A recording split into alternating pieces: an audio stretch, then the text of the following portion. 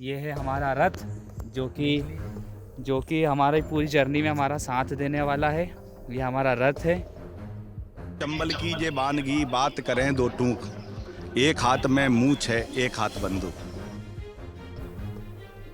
दोस्तों, सफर के दौरान मैं आपको चंबल के कुछ खतरनाक बागी और डकैतों के बारे में बताना चाहूंगा, जिनमें से कई डकैतों के बारे में आपने सुना ही होगा। चंबल के सबसे खूंखार डकैत दस्यु सम्राट मान सिंह, जिनका नाम सुनकर पुलिस भी कांपती थी। चंबल के सबसे खूंखार डकैत या फिर उन्हें बागी कहा जाए, जो कि पुलिस की नजरों में मोस्ट वांटेड क्रिमिनल थे। वहीं दूसरी ओर चंबल के गरीब, मजबूर, असहाय लोग इन्हें अपना भगवान मानते थे। मान सिंह का जन्म 1890 में आगरा जिले के खेड़ा राठौर गाँव के ठाकुर परिवार में हुआ।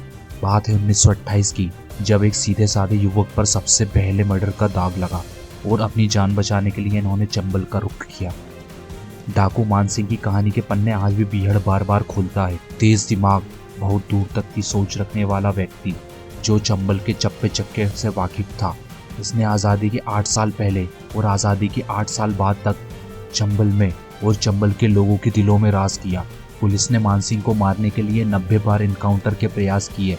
पुलिस का मानना था कि अभी तक के इतिहास में चंबल में आज तक मान सिंह जितना खतरनाक डाकू पैदा नहीं हुआ। यूं ही नहीं कोई इंसान डाकू या फिर बागी बन गया, यूं ही नहीं उन्होंने चंबल की शरण ली। इनके पीछे कई वजह रही हैं, सरकार और सिस्टम का फेलियर, वह समाज जो मजबूर और लाचार व्यक्ति को जीने नहीं देता, वह सरकार और वह कानून जिसका लाचार और बेबस फरियादों की फरियाद का कोई असर नहीं होता। कहा जाता है चंबल के भीड़ में रहने वाले लोगों के लिए सबसे ज्यादा महत्वपूर्ण है आत्मसम्मान। अपने परिवार के ऊपर हुए अत्याचार के लिए खून बहाना गलत नहीं मानते हैं, और यही सब मान सिंह के जीवन में हुआ, जिसके वजह से एक छोटे से गांव का ठाकुर परिवार का किसान बेटा चंबल का खूंखार डाकू बन गया। बात है 30 जुलाई 1928 की।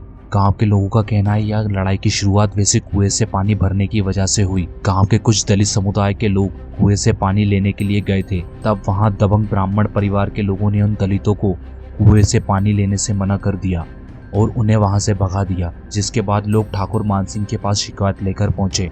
तब मान सिंह ने अपने 4 लोग उनकी सुरक्षा के लिए उनके साथ कुएं पर भेजे, जिसके बाद ब्राह्मणों ने उन लोगों की हत्या कर दी जो सुरक्षा के लिए आए थे। जब यह सूचना मान सिंह को मिली, तब वह परिवार के अन्य सदस्यों के साथ ब्राह्मणों से लड़ाई करने निकल पड़े, जिसके बाद गांव में लाठी डंडे और गोलियां चली, जिसमें ब्राह्मण पक्ष के 2 लोग मारे गए। जिसके बाद मान सिंह का पूरा परिवार गांव छोड़कर बिहड़ों में निकल गया। पंडित तलभीराम का मान सिंह के परिवार के साथ अच्छा रिश्ता नहीं था, क्योंकि मान सिंह पंडित छविराम के परिवार को मध्य प्रदेश से लेकर आए थे और उन्हें अपना पुरोहित बनाया था। रूपा पंडित छविराम का बेटा था। मान सिंह ने उन्हें रहने के लिए घर दिया और कुछ जमीन दी। इस वजह से पंडित तलभीराम रूपा पंडित के परिवार को पसंद नहीं करता था। तलभीराम ने मान सिंह के साथ उनके पुरोहित छविराम का भी नाम लिखवा दिया, जिसमें ठाकुर मान सिंह जी और पंडित छविराम को जेल हो गई।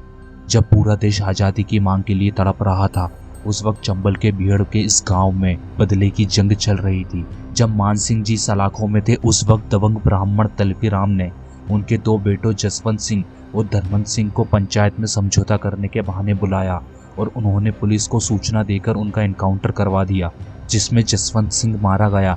जिसके बाद बदले की आग और भड़क गई और मान सिंह के बचे बाकी 4 बेटों ने गांव में कई ब्राह्मणों के सर काट दिए और वापस चंबल के बिहड़ों में चले गए। कुछ समय बाद उनके दूसरे बेटे धनवंत सिंह एनकाउंटर में मारा गया।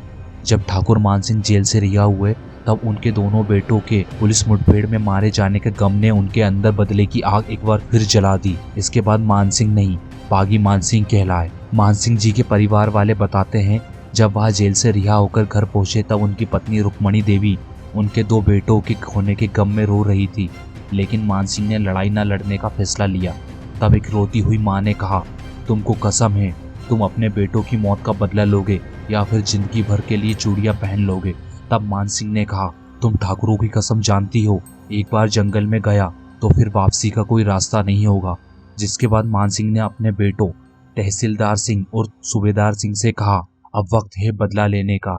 अब चंबल में बहुत बड़ी आंधी आने वाली थी। अब उनकी जीवन का एक ही मकसद था, बदला।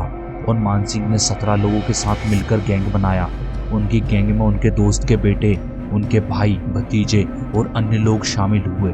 जिसके बाद मान सिंह ने सबसे पहले पंडित तलभीराम और उसके साथियों का सफाया किया। मान सिंह की लड़ाई तो ब्राह्मणों से शुरू हुई थी, लेकिन बागी मानसिंह के गैंग में सबसे ज्यादा ब्राह्मण ही थे, जिसमें मानसिंह का सबसे चहीता था रूपा पंडित, जो मानसिंह का दाहिना हाथ था।